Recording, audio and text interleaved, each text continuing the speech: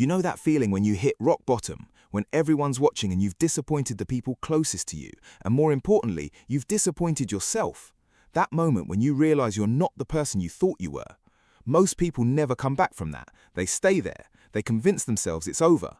But here's what nobody tells you about comebacks. They're not about bouncing back. They're about becoming someone new.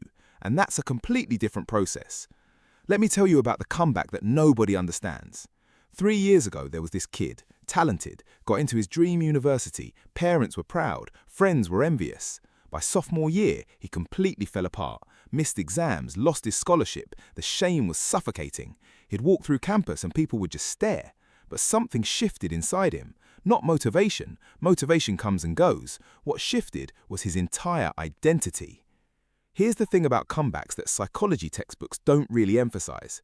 When you fail publicly, your brain doesn't just register the failure, it rewrites your identity. You become the guy who failed, the girl who couldn't handle it. That label becomes your identity. So when people try to come back, they're literally trying to change who they are at a neurological level. That's why it's so hard, and that's why most comebacks fail. They're trying to go back to their old self, but your old self is what got you here in the first place. The actual comeback process is about building a completely new identity, and it starts with understanding something called narrative identity theory.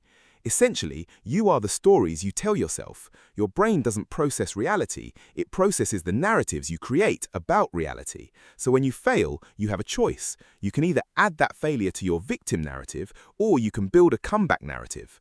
Most people unconsciously choose the victim narrative because it requires less effort. It's passive. You just tell yourself you're unlucky or damaged or not good enough. A comeback narrative requires you to be active. You have to consciously rewrite who you are.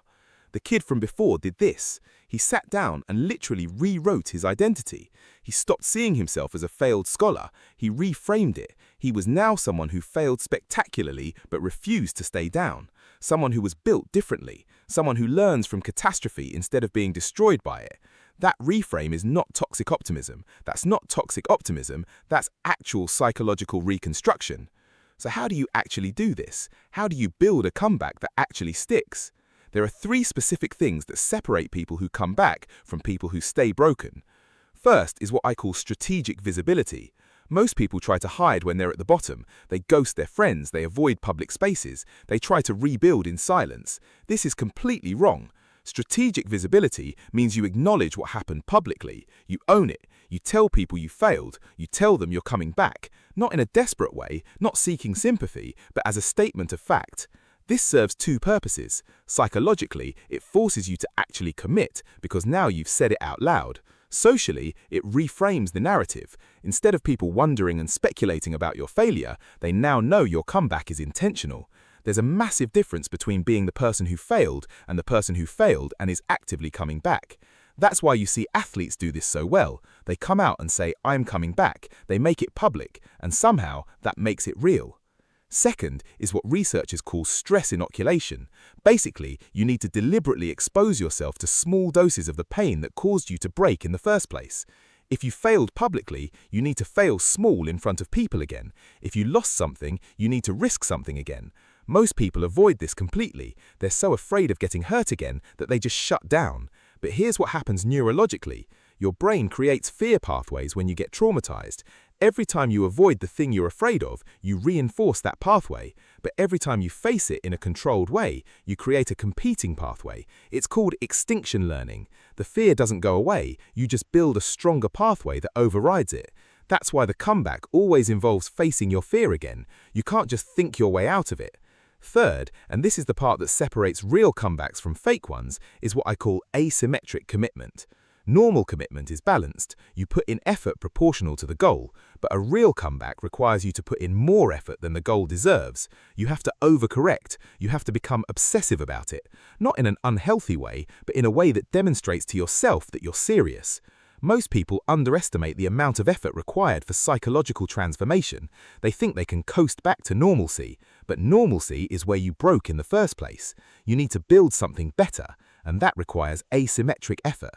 Let me break this down practically. If you failed in your career, don't just apply to a few jobs. Go all in, learn new skills, network obsessively, do the work that others won't do. If your relationship fell apart because of neglect, don't just text them more, become someone who values connection fundamentally, change your entire life around that. If you failed yourself through self-sabotage, don't just make a diet or workout plan, become someone whose identity is tied to discipline. That's the only way the comeback actually sticks. The kid from earlier did this. He not only went back to school, he took on a project that was way harder than his scholarship required. He forced himself to present his work in front of peers. He joined a mentorship program. He literally rebuilt his entire identity around resilience. 2 years later, he graduated top of his class. But here's the thing, he didn't come back to where he was, he surpassed it.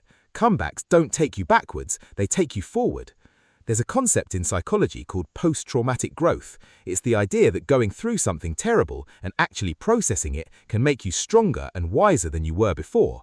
But here's the catch, it doesn't happen automatically. You have to actively process it. You have to consciously choose to let your failure make you better instead of bitter.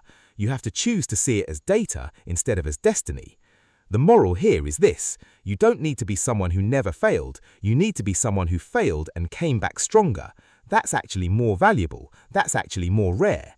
Anyone can succeed when things are going well. It takes a completely different person to build something after everything falls apart. And that person that you're going to become through this comeback, that version of you, that's the real thing, that's the person worth becoming.